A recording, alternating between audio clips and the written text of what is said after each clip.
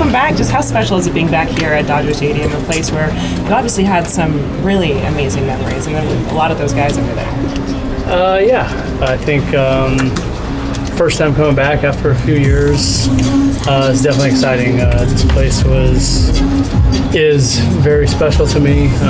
9 years of my career here on a lot of really good baseball teams, and winning a championship in 20. Just looking forward to getting back out there, seeing a lot of the fans, and hopefully put on a good show for them. You come back and it's now a father, so first congratulations. Just when you think about just kind of where you are, whether it's in your career, your personal life, do these memories, do you cherish them even more now? Yeah, absolutely. I think as you're still playing, or as I'm still playing, I try my best not to look backwards, because hopefully there's still a whole lot in front of me. But anytime you come back to a place like this where you spend so much time, your memory starts getting jogged. And I think one special thing about tonight, as you mentioned, my son will be here, Bo will be here, and he'll get his first taste of Chavez Ravine. So I'm excited for that. Hopefully get him down on the field and let him experience it, even though I know he won't remember a thing. Justin, what was it like to step on the field for the first time for this storied franchise back in 2014?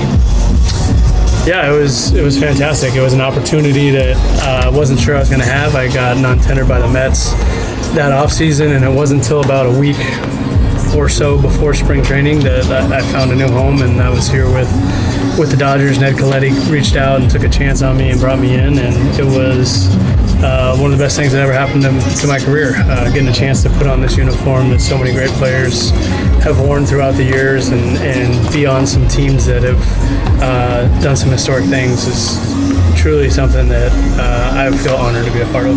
How long did it take you to learn about the history of this franchise? It's all over the hallways, between the dugouts. Yeah, I've always said one of my favorite things about playing here is your walk to the clubhouse every day is literally walking through the Dodger Museum and seeing all the awards, all the accolades, all the accomplishments that all the great players have achieved. And it was pretty cool that I actually got to play with some of those guys who are still wearing the uniform. One of them's still over there, 22.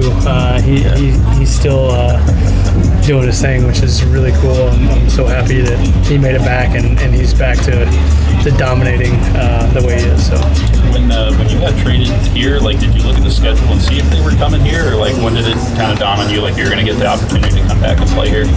Yeah, it was one of the first things I did actually, and saw it was on the schedule. So it's been on my mind since I was a Mariner, and obviously looking forward to today and like I said, get back on the field and play in front of these fans again. I think that you don't want to look back too far, but how much time did you spend throughout the process not being a Dodger? Not being a Dodger? Yeah, how much time did you spend watching the process? What happened, and I think it was pretty well documented how I felt at the time, and nothing's changed. I'm still super grateful for my 9 years that I spent here, and it also gave me an opportunity to go and play for some other historic franchises. I got to spend a year in Boston, which was absolutely amazing. Spent the first part of this year up in Toronto, and now getting another organization under my belt with the Mariners is something that's pretty cool. And if I was still a Dodger, obviously, I wouldn't have had those opportunities. Justin, at the young age of 39, are you enjoying baseball now more than you did before, sort of staying more in the moment? Yeah, I think you start appreciating things differently. You're around, everyone is younger around you. And you just start to appreciate, the journey that those guys are on, and hopefully be there and help guide them and help them accomplish whatever it is that they want to accomplish in their career. So, that's one thing that's going to be special about tonight is looking across the field and seeing some of these guys that were still coming up when I was there and are turning into pretty good ball players. Gavin Lux being one of them. But obviously there's a ton of guys over there that have a lot of history with, and it's always fun to get back out and compete against them. Your most infamous prank was FaceTiming some of the Dodgers and Doc, and then saying, "Hey, call me back. It's not a good moment." What's your best prank after that with other teams? With other teams? Yeah. I don't know if I've done too much. It's hard to match that, I know. Any good ones? Yeah, none that I can probably say. Justin, when you came over here, who helped you the most become a Dodger and settle in over there at third base? At third base? Well, I was fortunate enough to have Tim Wallach when I got over here, who was unbelievable. He was a big part of the reason why I actually signed here too. So learned a lot from Wally. Obviously was not a third baseman by trade. I was a utility guy, second baseman growing up. So I had a lot to learn, and Wally was great for me. And then Chris Woodward came in after him, and Woody was fantastic as well. So those two guys, I think, played a big part of me learning how to play the position. Have you thought about going back here in some capacity at the end of your career, after your career? You know, that's not really up to me all the way. It's a two-way street. So, Would you like to work here someday? would I like to work here someday? I think I'm from Southern California. I think it's a great place to be. It's a great place to play. Obviously, if that opportunity presented itself, it would be something that I really, really took into consideration. What were some of your fondest memories here, Justin? Wow.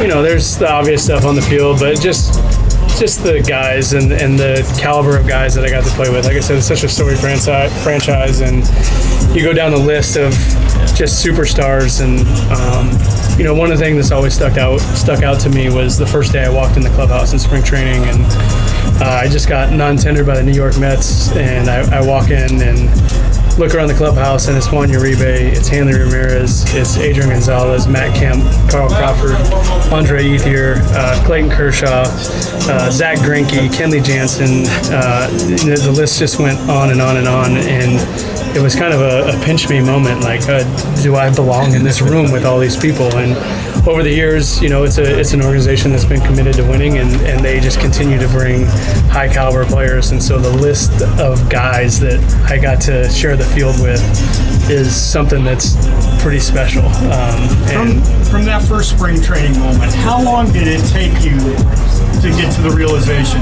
I belong here? Probably not till I got on the plane to go to Australia on that 16-hour flight. I wasn't on the roster.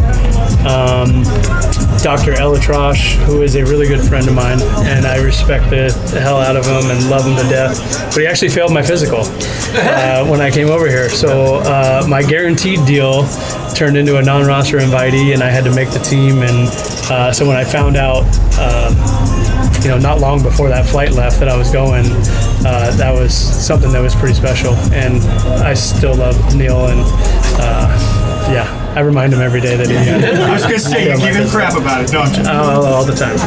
As you've walked around here today and as you get ready for tonight, like, do you still feel that part of the disappointment that you're not with the Dodgers anymore? Is that something that you had to cope with over the last couple of years and kind of get ready for this week? No, I think I'm in a place where, you know, I am where I am, and I'm happy to be here, and I got a whole nother clubhouse full of guys that I got to go to battle with and find a way to win ball games and make a playoff run. So as proud of a lot of these guys I am, and as happy as I am to see them and play against them, you know, they're on the other team. So I want to go out and kick their butts tonight. Justin, you really connected with the fans here. Obviously, you mentioned you're from here. How much did that back and forth relationship mean to you and here tonight, obviously? Yeah, it was incredible. For 9 years, living here in the off season, you know, no matter where you go in LA, you see Dodger blue, no matter what time of year it is. December, driving down, you know, Beverly, and you see a Fernando Valenzuela jersey, you see a Sandy Koufax jersey, you see the Dodger hats. The fans here, I think, you know, live and breathe and cry and sweat, and it's just Dodger blue is, I think Tommy said it best, like that Dodger blue is running through the veins of every single fan in the city, and I can't thank them enough for the support that they gave me, not only on the field, but through our foundation and everything we were able to accomplish, and all the people we're still able to affect because of the support we've got from the people of this amazing city. And yeah, they'll always have a special place in my heart. With everything that you just said right there, whenever it is that it's time for you to walk away from this game, could you ever see yourself finishing your final season with the Dodgers, maybe trying to bring it full circle? Yeah, again, that's stuff that's kind of out of my control. I can want a lot of things, but the stars gotta align, but that would certainly be. I followed along all the stuff last week with Matt coming back and signing the one-day contract, and I shot him a text and told him I was sad I wasn't able to be there to celebrate with him. But I think that's something certainly that would be pretty special. Justin, your last Did you think about as a Dodger was winning the Roberto Clemente Award. How great was it to cap it off? How meaningful was that for you to do it here as a Dodger? Yeah, I think at the moment, it was obviously probably one of the greatest things I've ever accomplished in this game. Getting recognized for the work that Court and I did in the community and impacting people's lives is, yeah, I don't think it gets any better than that. Winning World Series, All-Star games, all that stuff's cool, but nothing comes close to that. And at the time, I had no idea that was going to be my last accolade as a Dodger. So I don't know how many guys can say that their last thing they did as a Dodger was win a Clemente Award. So I guess I'm one of one. Can you imagine what kind of ovation you're going to get tonight? Yeah. I don't know. I'm sure they'll boo me. No. I mean, I went to San Francisco, I got booed. I go to San Diego, I get booed. I go to Arizona, I get booed. So I'm hoping I hear some cheers, because I think that means I did some pretty good things in Dodger blue. Do you think that for you personally is that emotional, or how do you think you'll just kind of take it in? It's hard to say. I would like to think that I'm just going to enjoy it and smile, and I don't know, Court and Bo might be out there with me and just kind of take it all in, but when that time comes, I don't know how it's going to feel. I don't know what emotions are going to be going through me. I've seen a lot of guys go back and have to deal with that, and I've seen a pretty wide variety of emotions. So I guess we'll see who I am a little bit later today. Did you have an opportunity with Boston or Toronto when you came here? No, they both came. The Dodgers went to Boston, they went to Toronto. Did you get a chance to catch up with some of the guys before the ball game? Yeah, I've talked to a lot of them already. So I hit early at 2, and they were all trickling out. So I got a chance to catch up with a lot of them. Thank you. Welcome back. Thank you.